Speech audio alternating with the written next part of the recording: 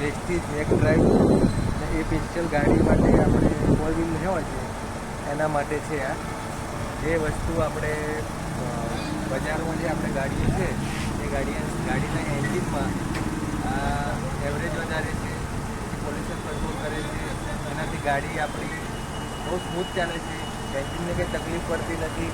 પછી આપણે જેને ગાડી BS4 હોય છે એનું BS6માં કન્વર્ઝન થઈ જાય છે. વત્તા કે એવરેજમાં લગભગ 3 થી 4 કિલોમીટરનો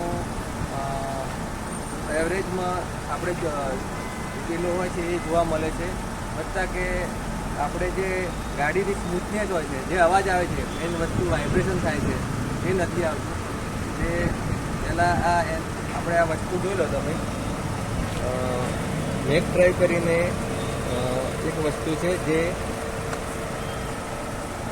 આપણે એન્જિન ઓઇલ હોય છે એની જોડે આપણે એડ કરવાનું હોય છે અને જેનાથી ગાડી આપણે સારી એની આવડતા વધે.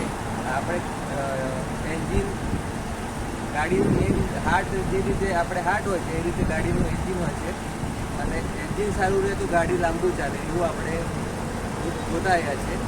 એટલે આ વસ્તુ બાઇક માટે પણ આવે છે, 2 વ્હીલર માટે બી આવે છે, 4 વ્હીલ માટે આવે છે, જે સિગ્નલ કહેવાય છે.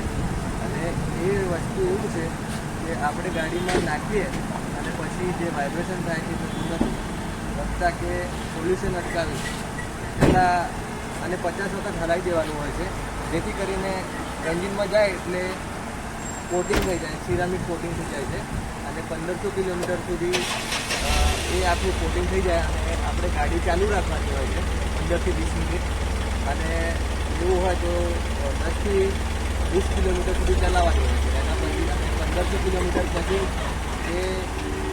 એનું કોટિંગ પણ થાય છે. વત્તા કે આખી ગાડીમાં એનું આપણે ખબર પડી જાય છે.